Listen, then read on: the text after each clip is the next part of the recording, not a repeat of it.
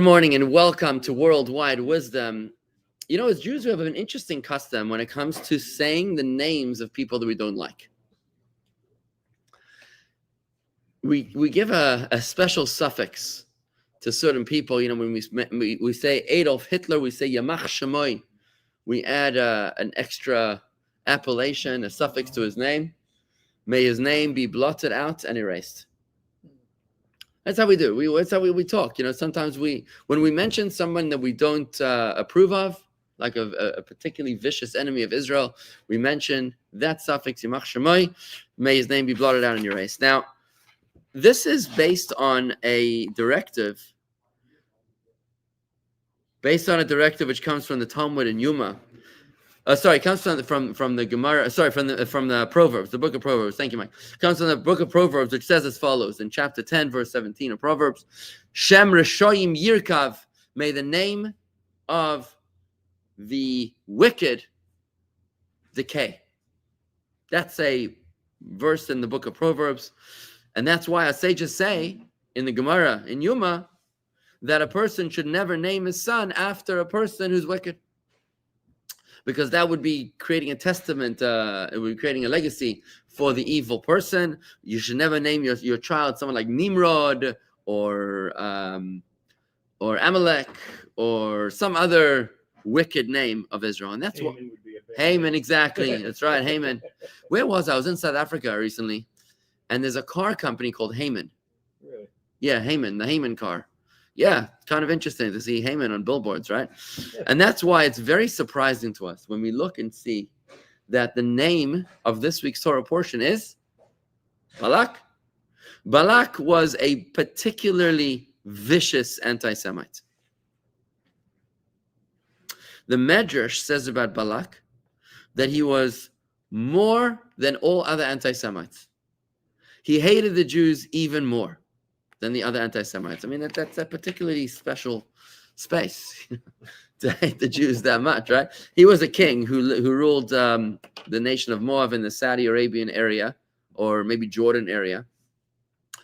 And he was intimidated by the Jews' arrival towards the Promised Land. Remember, the Jews went the long way to the Promised Land. That's what happens when you don't ask for directions, right? So they went through, they started in from the Gaza area, but then they went all the way and they entered through the Golan Heights. I mean, talk about a long roundabout journey, right? So they had to go through the land of Moab, and Moab wasn't happy about this, Moab. So Balak hires the world's most talented prophet, the wicked prophet Bilam, to curse the Jewish people. And this is the story of this week's Torah portion, where Balak hires Bilam, and every time that Bilam tries to curse the Jewish people, his intense curses are transformed into passionate blessings. Right? That's effectively the Torah portion this week. So why would we be naming an entire Torah portion after a wicked anti-Semite? If you're not supposed to name your own child after an anti-Semite, then why would you be naming a Torah portion, giving this guy eternal legacy in Jewish communities all over the world? Can you imagine how many Bar Mitzvah boys talk about the Bar Mitzvah Parsha, Parshas Balak, and they remember the Haftarah of Balak, and they talk about Balak. They're giving him a perpetual name. The name Balak actually means separation. It comes from the word bolka in Isaiah chapter 24. Let me see if I can pick up this original verse. Here it is. Let's see. It's the very first verse of Isaiah chapter 24. Let's see what it says here. Here we go. Hine Hashem bokek haaretz uvolka v'iva faneha v'hefitz yoshveha. Behold, the Lord maketh the earth empty, and maketh it waste, and turneth it upside down, and scattereth abroad the inhabitants thereof. Right? So when it says in Hashem bokek haaretz uvolka, behold, the Lord maketh the earth empty and maketh it waste. So the word bolka means waste, which means separation. It means death. This is the meaning of the word Balak. It means death. On the other hand, we know that Balak was a very wise man, wiser than the prophet Bilam. He understood the spiritual evolution of the people of Israel. He understood that the Mashiach was destined to come from the people of Israel. as this is explained in the book of the Shalah, Shnei Luchos Abris, and he even and in fact, he has an extraordinary legacy, because Balak, as much as he hated the Jews, you know what came out of him? Balak had a great-granddaughter by the name of Ruth.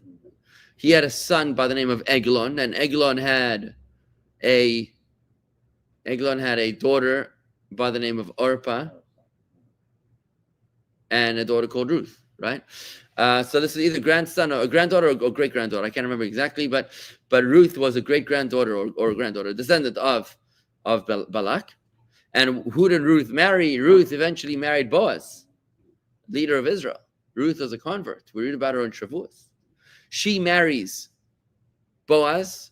Their great-grandson is Jesse, Yishai, who's the father of David, who becomes the ancestor of Mashiach. So if you look at the story, it's very interesting, the transformation here from the world's darkest anti-Semite to become the redeemer of Israel. Balak indeed has a very interesting evolution. From here we actually see that we discover that Balak represents the power of transformation. Where he starts off opposing godliness, he starts off with the word bolka, which means separation and waste. But he ends up being the greatest light of all, the light of redemption, the light of Mashiach, which, by the way, is the major theme of the Torah portion this week. The biblical prophecies that we have, the only biblical prophecies which speak explicitly about the coming of the Mashiach, are from this week's Torah portion. When Balak hires Bilam to curse the Jewish people, and Bilam ends up speaking about the prophecies of the ultimate redemption of the coming of Mashiach. He says, what are the words? A star shall arise from Jacob, and whatever. I mean, all the words are very, very beautiful, very poetic, difficult words, but they are all speaking, many of them are speaking about their future redemption. And how ironic it is that the very anti-Semite that hired Bilam to curse the Jewish people is speaking about their redemption, who's going to be a descendant of the man who hired him. Because Balak represents transformation. See, there's two ways of serving God. There's two kinds of Jews. There's the Jew who's perfect, never sinned, raised in a religious home, went to a Jewish day school, had a nice bar mitzvah. He did everything at the right ages and stages. That's one kind of a Jew. And then you have a Jew that, found himself at the bottom of a jail cell, or maybe in a hallucinatory state in an ashram in India, is steeped in idol worship and tattoos and drug dealings and God knows what else he might have been involved with. Where he has an epiphany and he discovers his relationship with God, and now he decides to return to Judaism. Which one is more precious to God? Second. One might think that the first one is more precious. Mm-hmm. One might think, right? Because, this is normal. But we know... Well, for the first one, it's easy. For the second one, it's a struggle. Right. And what does God appreciate more? Struggle. God actually appreciates more. Your faith in God. Right. So the Talmud actually tells us that in the place that the Baal Teshuvah, who's the returnee to Judaism, reaches, even the most perfect Jew, the perfect tzaddik, is not able to reach. Furthermore, the Talmud tells us that when a person does teshuvah, their sins, their deliberate sins, their deliberate sins actually transform into merits. Can you imagine? Can you imagine that their deliberate sins transform into merits?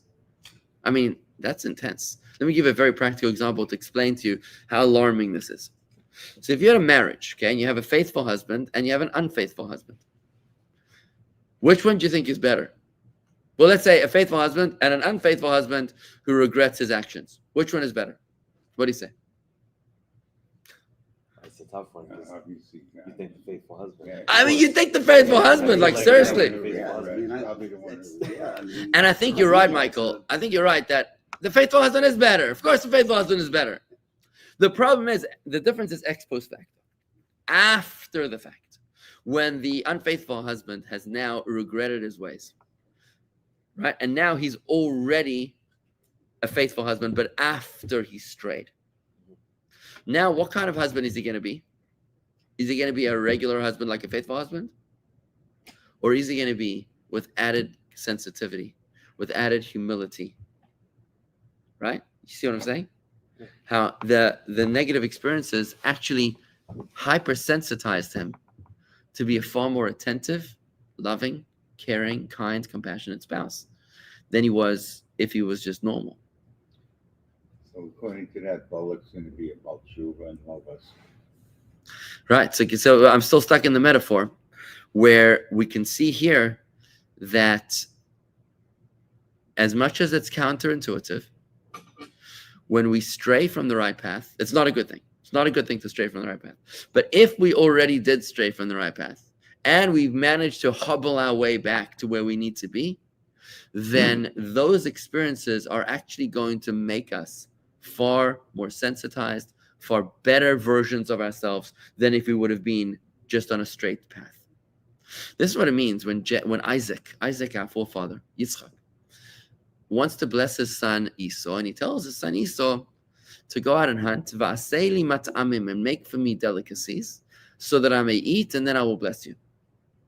It's a little unusual, a little peculiar here, where the Torah needs to tell us what Isaac wanted to eat before the blessing. The Torah doesn't tell us unnecessary pieces of information. The Torah doesn't tell us what people were wearing. They don't tell us the fashions of the time. They don't tell us what what the weather was like. It doesn't really matter, so we don't need to know. So why then do we need to know what Isaac needed to eat, what kind of food he craved before he blessed his son Esau? Chassidus explains that the delicacies, plural, that he was asking his son for were both sweet and savory. He wanted food that was both sweet and savory. Why? Because he was trying to justify what he was about to do. Children don't need to develop a taste for Coca-Cola, right? Because it's sweet. But a child does need to develop a taste for a fine aged wine or an aged cheese, because it's not sweet, it's savory, right? That which is sweet is easy to relate to, but that which is savory is an acquired taste that you can only appreciate after experience and wisdom, right? What Isaac was doing by asking for this menu is that he was justifying why he was blessing or trying to bless Esau over Jacob. He had two sons. One was righteous and one was wicked. Jacob was the sweet, the straightforward path. And Esau was the savory, that was the circuitous path. He was the hunter, he was the wicked one, he was the Vildachaya. Isaac, the father, understood intuitively that ultimately Esau was going to come home. And he said, that's the reason I want to bless him, because I understand the ultimate benefit of the wayward son finding his way back over the one who's actually straightforward. And that's the reason why the Torah tells us about the food, the menu that he requested. Nevertheless, his wife, Rivka, outsmarted him. She got Jacob to prepare the delicacies, and that's a whole prolonged story of here. But she actually got Jacob to prepare the delicacies, because what she was essentially telling her husband, Rivka was telling her husband, was that there might be a benefit to the savory over the sweet, to the wicked over the wise. Nevertheless, whilst he's still in a state of wickedness, this is not something which is capable of receiving the blessing. It will manipulate and abuse the blessing. You cannot be naive to infuse the blessing in the wayward son now until he eventually comes home. And that's why Jacob needs to have dominance over Esau, not the other way around. And yes, and that's why this is what the Torah means when the Torah gives us this jarring naming of a Torah portion this week after this chief anti-Semite by the name of Balak. Because the Balak who the Torah names after this week is not the Balak the wicked. It's the Balak who has been returned. It's the Balak who has been transformed into the ancestor of David, the ancestor of the Mashiach, that Balak who represents the transformation of bad into good until it reaches the ultimate good, right? Which is even greater than straightforward good. Again, the example I like to use is that of the addict versus the healthy person. A healthy person is very nice to have a healthy person. But when you have a person who used to be an addict, he's far more, and now he's healed. He's sober. Now he's far more sensitized to the dangers of what's out there. He's far more careful. He's far more meticulous with other people's feelings. He's far more empathetic. When you've not been through a particular struggle, it's very difficult for you to empathize with other people. But when you have been through that darkness, you have been through that struggle, you're far more likely to be able to relate. Now, the personal message of this naming of the Parsha of Balak for us is a very powerful message for every single Jew. Sometimes a person can look at his own personal status and realize that it's really not anything to write home about. His spiritual state of being is downright depressing. Maybe your background is awful in spiritual terms. Maybe you were just an embarrassment for for the way a Jew should have lived his life for the first 97% of your life. And now you feel like you're just a stain on the Jewish people. You feel like you're an embarrassment from God, from your Father in heaven. You might want to fall into a state of depression or sadness.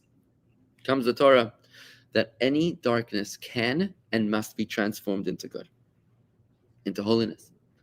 God created everything. God didn't put you in a situation that he didn't want. And if God put you into that dysfunctional, difficult, dark situation, it's because he wants you to transform it. How do we know that? Because if Balak, the chief anti-Semite of all, was able to reach the status of being ancestor of the Mashiach, then you too, and by the way, the cause for the greatest blessings of Torah too, Balak, was the one who brought about the greatest blessings of Torah. You know, this week came out a very depressing report from the United Nations, where one of the main anti-Semites of the United Nations, her name is Francesca Albanese. Have you heard about her?